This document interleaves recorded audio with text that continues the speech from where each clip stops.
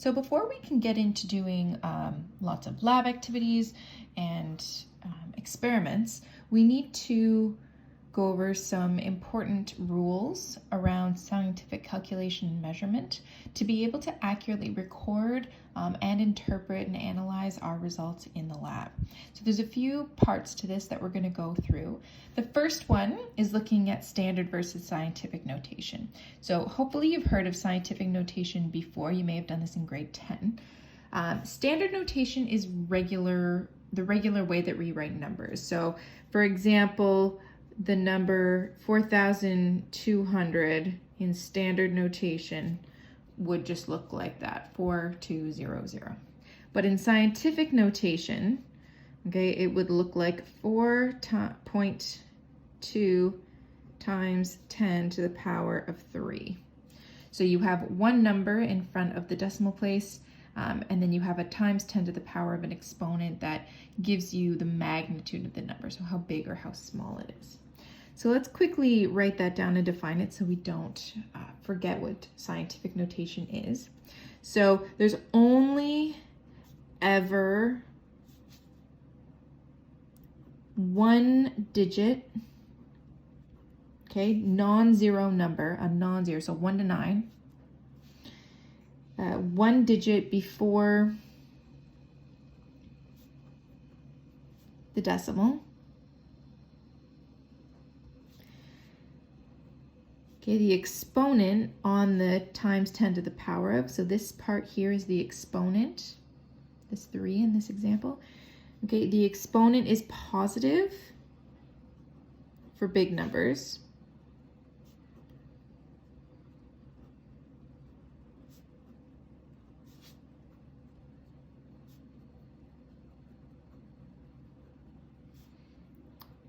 And it's negative for little numbers.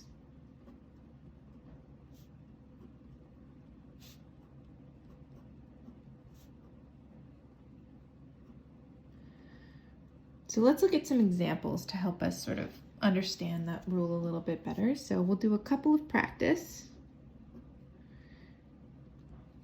Okay, if we take the number 20,000, so 20000, okay, that's a really big number, and we are going to put this in scientific notation. It would become 2 times 10 to the power of 4. Now this 4 is positive because it's a big number, so we're saying 2 times, and then 10 to the power of 4 would be like saying 10,000, but we want 20,000, so 2 times 10,000 is really what that's saying.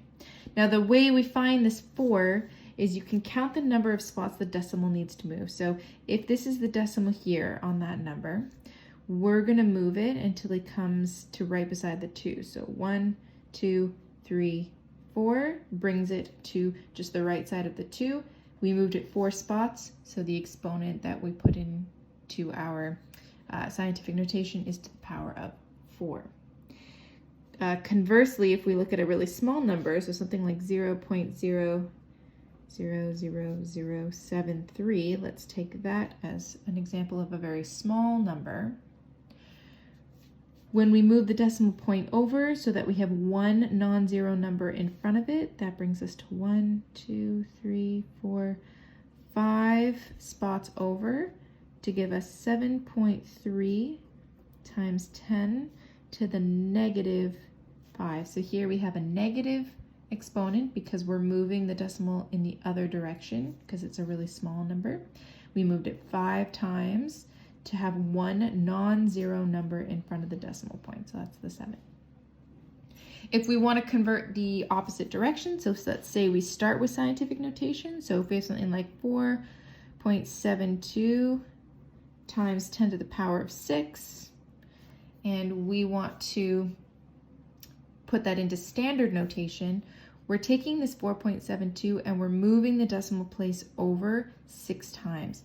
So think about it as 472. We're taking the decimal that was here and we're moving it over 1, 2, 3, 4, 5, 6. Now it's there. We fill these empty spots with zeros.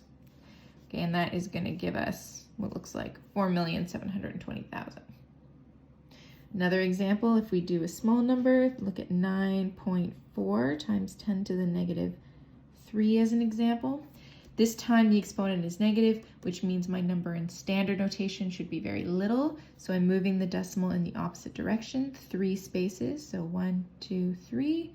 Again, I'm filling those empty spots with zeros. So this would become 0.0094. Make sure that you know how to use scientific notation on your particular calculator. There's lots of different calculators out there, and they all kind of have a little bit of a different way of doing it.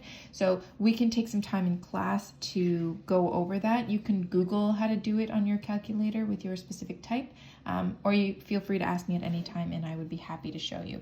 But make sure that you do know how to do it in your calculator, because we will be using scientific notation quite a bit, and you have to make sure that you type it in as one number, and there's a specific way to do that, not as a series of functions. So if you just type it in the long way, 4.2 times 10 to the power of 6, it thinks it's multiple operations, and it will mess it up your calculations. So you need to type it in a specific way to make it work. The next thing we're going to look at is uncertainty in measurement. So uncertainty in measurement has to do with how accurate and precise our measurements can be based on the apparatus that we might be using. Okay, there's two types of numbers or ways to measure things. Counted things are counted in whole numbers. So these are things like if you were to count people in a room and say you had 12 people in a room. Okay, you don't, there's no uncertainty associated with counting people in a room. You're not, unsure whether you have 5 people in a room or not. You can count them and you can say 1, 2, 3, 4, 5. There's exactly 5 people in this room, and I know that with 100% certainty. So those counted numbers are very, very certain, and there's no wishy-washiness. Versus a measured number is something that you're measuring with some kind of apparatus, and it's not something you can count whole pieces of. So this would be things like temperature, that you're using a thermometer, or to measure distance using a ruler. So let's write that down as our note. So a counted number, okay, is a whole number.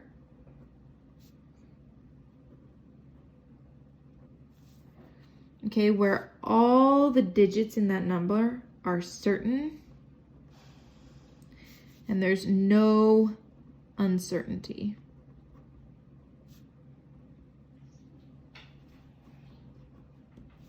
So for example, if I have 16 students in a class, I know with 100% certainty that there are 16 students in that class. I'm not like, maybe there's 17 or maybe there's 16.5. You can't have 0.5 of a kid. So you're gonna have 16 students that you counted up 1, 2, 3, 4, 5, 6, and so on. And you know for sure that is how many there are, and there's no uncertainty. But measurement, the way that we measure things, okay, is we say all known, so all known digit plus one estimated digit. Now what I mean by this is if we take an example and we think about it like a ruler. So I'm going to draw myself a bit of a ruler here. It's not going to be perfect, but that's okay. So we'll say that that's 1, 2, 3, 4, and we'll add some little ticks in there. Really, I should draw more than that, but you get the idea. We have a ruler. Now, if we have a ruler, and let's say we want to measure how long a pencil is. So I take a pencil and, that's what it looks like. And I want to know how long is this pencil. When we look at our ruler compared to our pencil and we follow the tip of the pencil, okay, up, we're falling kind of in this middle area here. We know for sure, okay, that it's greater than 2 centimeters, but less than 3 centimeters. So we know with 100% certainty, there's more than 2, but less than 3. So our known number or digit in this case is 2 point something. So I know it's going to be 2 point something for sure. Okay, sorry, I had to add a few more graduations to make this work properly. So I've kind of added in here all the little lines. So they say this is 2 centimeters, this is 3 centimeters. Okay, and each one of these little ticks represents 0.1 of a centimeter. So these are millimeters on this line. So now that I've added all those extra little ticks so that we have sort of a representation of millimeters, okay, we can look at where this pencil falls, okay, where the edge of it falls, and it's kind of falling between tick number 1 and tick number 2. So between tick number 1 and tick number 2 means that I know for sure, with 100% certainty, it's known that it's greater than 2, less than 3, but it's also greater than 2.1 and less than 2.2. So here we know it's somewhere greater than 2.1, but less than 2.2. This is where our number falls, somewhere in there. So these are both known digits, but I get to estimate one more digit. So now I know it's somewhere between 2.2 or 2.1 and 2.2. And this number I'm going to estimate, because it's falling pretty much in the middle, I'm going to estimate it's at 0.05. Okay, so this is our unknown number or our estimated number.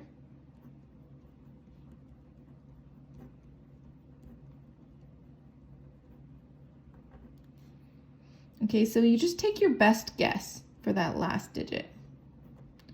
And we'll do this a whole bunch in the lab for practice, so you can get used to what that feels like when you take your best guess. Oh, this is guessed, not guess. For that last estimated digit. And then adding unit, we said that was centimeters. Okay, so counted numbers are whole, measured numbers, you include all the known digits plus one estimated digit. So precision and accuracy. Precision and accuracy are often referred to interchangeably through a lot of things, but really they represent two different things. So precision, okay, is repeatability.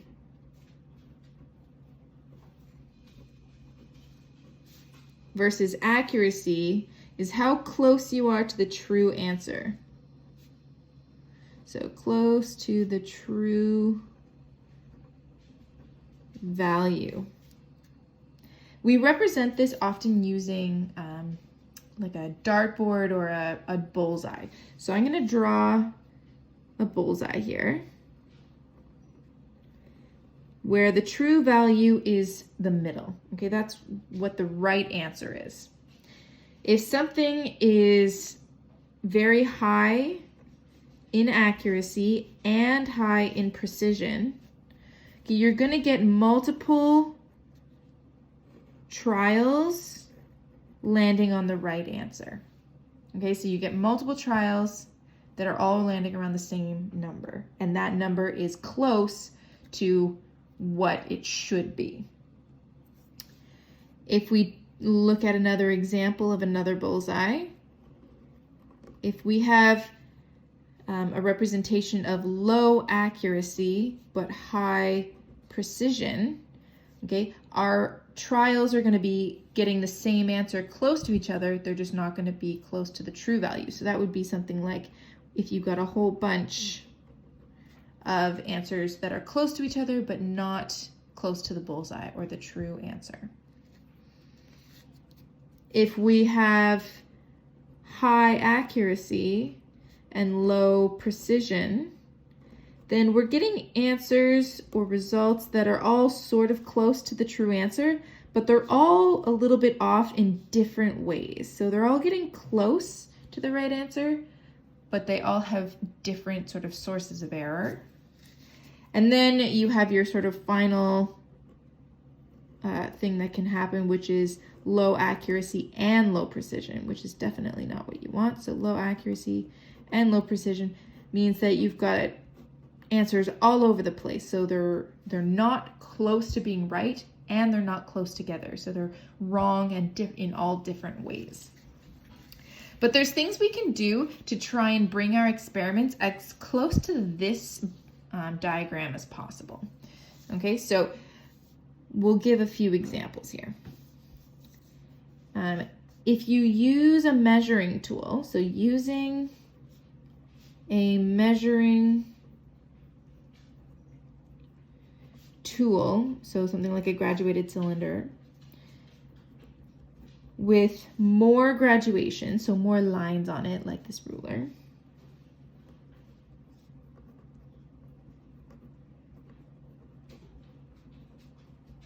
okay, will give you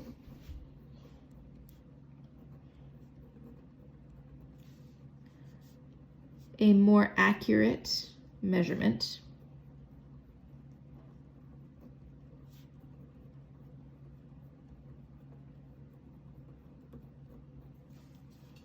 So that's one way to improve accuracy, okay, is using a more accurate measuring tool, so something that has more graduations or more lines on it.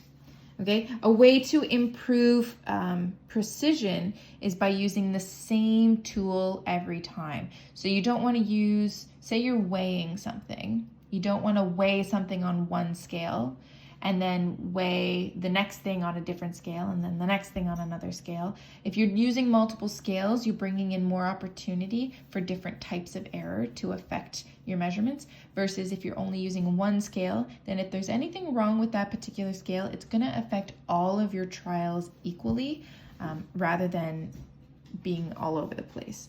So to improve precision, using the same, this is an example, the same balance, okay, or scale for all of your measurements.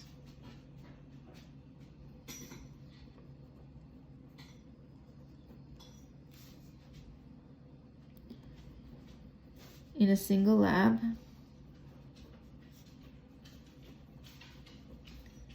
Will increase your precision.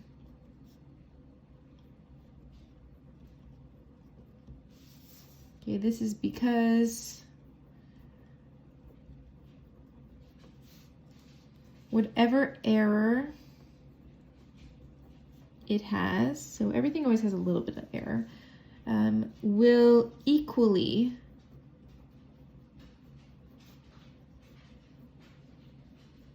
affect all of your measurements.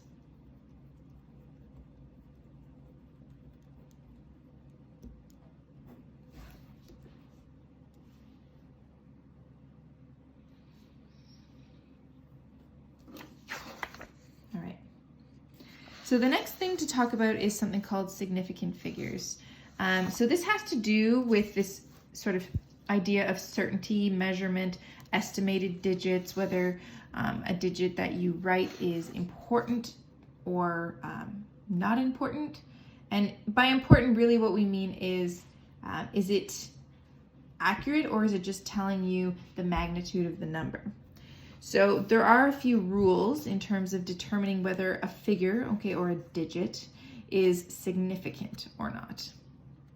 Because you can never have an answer that you calculate that's more accurate than any of the measurements that you took in an actual lab. So you can't, say, measure something with a ruler that has millimeters on it and then give an answer that is to the nearest micrometer or something like that, because you don't know that because you didn't measure it. So in terms of rules for significant figures, the first rule is that all non-zero numbers are always significant in a number. Okay, so all non-zero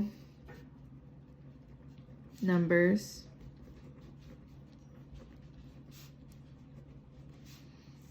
are always significant. So an example, if we take the number 2,467, okay, this would have 4 significant figures because each one of those non-zero numbers is a significant figure or a significant digit. Okay, the next rule is that all, we call them trapped zeros, and I'll explain what trapped means. All trapped zeros are always significant. Now, a trapped zero is a zero that's stuck between two non-zero numbers. So if we take the number 201, this zero is trapped between the 2 and the 1 that are both non-zero numbers. So that means that that zero is significant. The non-zero numbers are also significant. So this is going to be 3 significant figures. That number is 3 significant figures long. Rule number 3, all leading zeros, I'll explain what that is in a moment. All leading zeros are never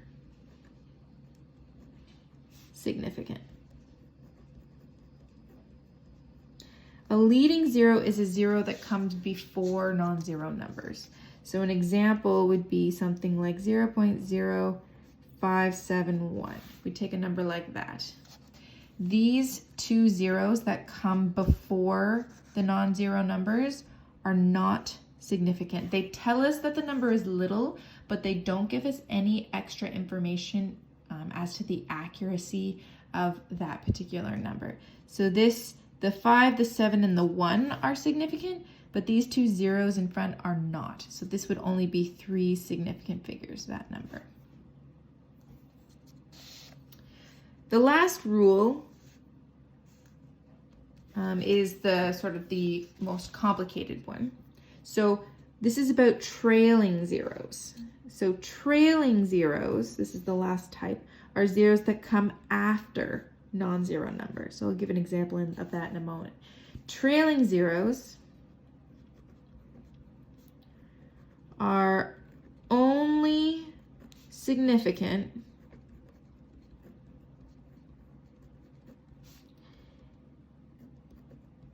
if there is a decimal point.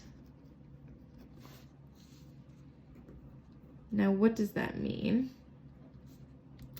We'll go through a few examples to show you, because this one's the most complicated one. So first of all, what's a trailing zero? So trailing zeros come after non-zero numbers. If we take the example 400, these zeros come after a non-zero number, but there's no decimal point written, so these are not significant. Okay, only significant if a decimal is present. No decimal is written on the paper, so the 4 counts as being significant, but these two trailing zeros are not. This particular number would only be 1 significant figure. If we take another example, if we look at the number 10 with a decimal point written beside it, even if there's nothing else after it, but if we take a 10 with a decimal point, or even let's say 10.0, these zeros are trailing. They're coming after a non-zero number. The non-zero number definitely counts as being significant, but these trailing zeros do count because of that decimal point being there. So this number is 3 significant figures. What this is important for is anytime you're doing calculations, you're going to take the things that you measure, you're going to know how many significant figures they are, and at the end of calculations, okay, you'll be able to round your answer to the correct level of accuracy for that particular type of calculation. So there are 2 types of calculations that we're going to be looking at. The first category is when we look at addition and subtraction, and the second category is looking at multiplication and division. So in addition and subtraction, the rule that we follow is that we'd always take the lowest number of decimal places. when we do any kind of addition and subtraction. So let's just make a quick note of that. Lowest number of decimal places. What this means, we'll do a couple examples here. If I take the number 12.2 and I add 33.671 and I add them together, if I just type those two numbers into my calculator, it's going to spit out 45.871. But you have to remember that this last digit in any measurement was estimated. Okay, so we don't really know for sure if that number is actually right, which means that we can't be more accurate than our least accurate measurement. Think about it like if you're a running team that's glued together, you're only as fast as your slowest runner. And that works the same way. So with addition, subtraction, lowest number of decimal places, in this we have 1 decimal point, and in this one we have 3 decimal points. So even though our calculator is going to spit out a number with 3 decimal points, we actually have to round this to only 1 decimal point for our final answer, which is going to give us 45.9. Okay, so a 1 decimal point answer because we started off with one of our numbers being only 1 decimal point. It works the same way for subtraction. So if we take another example of 18.44 and we subtract 3.6689, if you were to just type that into your calculator, it would give you 14.7711. Okay, so it's going to spit out all kinds of numbers, but you don't actually get to keep all of those numbers in your final answer. This number has 2 decimal points. This number has 4 decimal points. So our final answer needs to be rounded to 2 decimal points, which is going to give us 14.77. So addition and subtraction, we're looking at decimal points. With multiplication and division, we look at the lowest number of significant figures. So this is where those counting significant figures is kind of come in. So lowest number of significant figures. Let's do an example so we can take a look at this. If I take the number 140 and I multiply it by 0.0342, I type that into my calculator, it's going to spit out 4.788. But I have to look at the accuracy of these numbers. 140, the 1 and the 4 are both significant, but this is a trailing 0 with no decimal place, so it's not significant. So that gives us an overall of 2 significant figures in that number. In the next number, these are leading zeros. Leading zeros do not count as being significant. The 3, the 4, and the 2 are significant, so this number has 3 significant figures in it. So when we get our final answer, this final answer has 1, 2, 3, 4 significant numbers in it, so we can't record that as our final answer. We need to round it down to match the lowest accuracy measurement, which is going to give us 4.8. So 2 significant figures to match the 2 in the starting material, like the starting numbers. Another example, if I take 7,002 and I divide it by 12.0, if I type that into my calculator, it's going to spit out 583.5.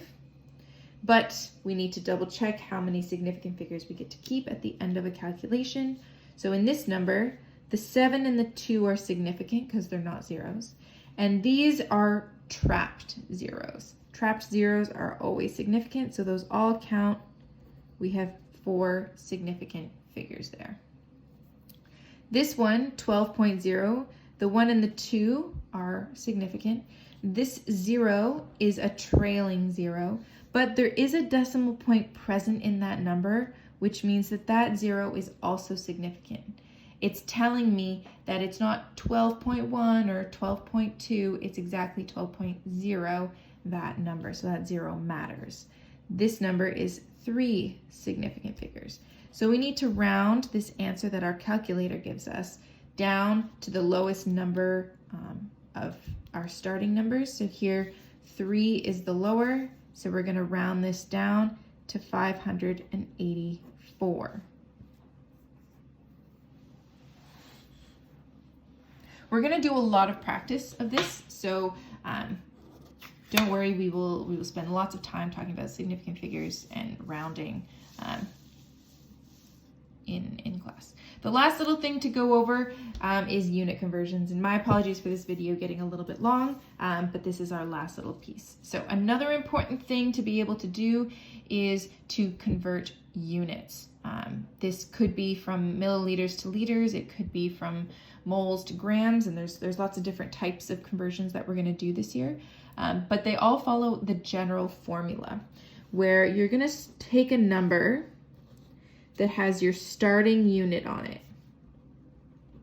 So this could be milliliters. We'll do a few examples. So the starting unit, and then we're going to multiply it by something called a conversion factor.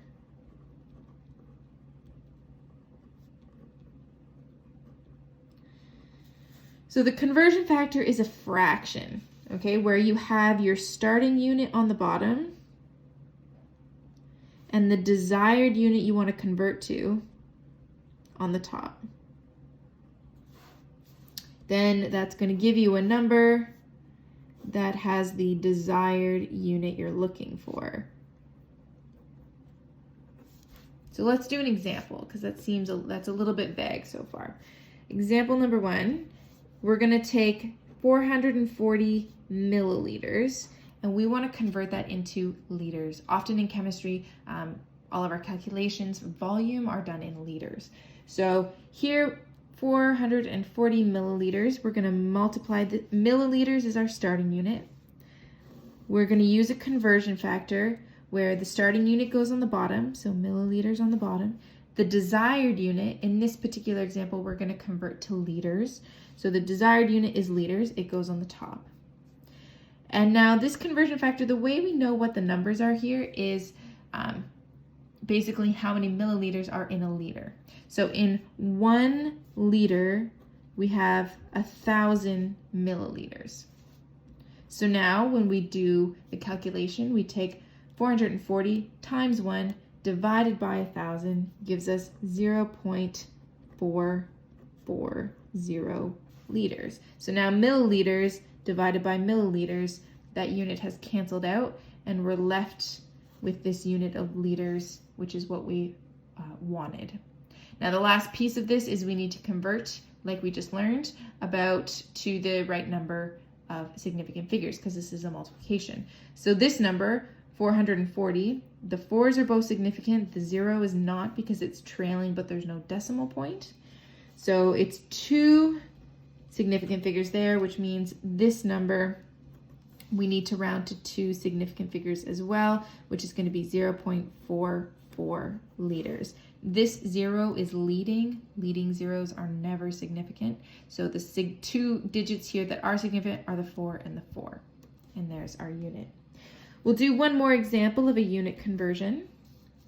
And in this one, we'll convert from kilograms to grams. Now in chemistry, we always keep our masses in grams. If you're taking physics, it's kilograms in physics, but in chemistry, it's always grams.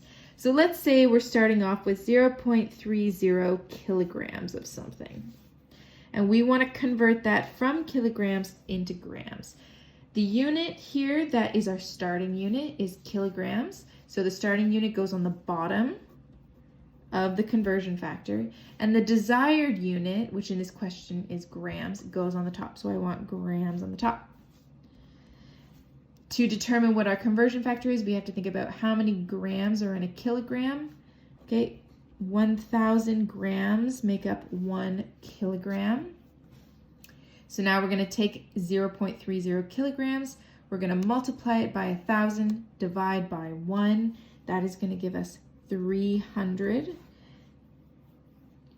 kilograms divided by kilograms. Those units will cancel out. We'll be left with the unit of grams. Okay, that's our desired unit at the end of the number. Now again, we need to make sure we have the right number of significant figures. So over here, this leading 0 is not significant, the 3 is. The trailing 0 is also significant because there's a decimal point. So this number has 2 significant figures in it.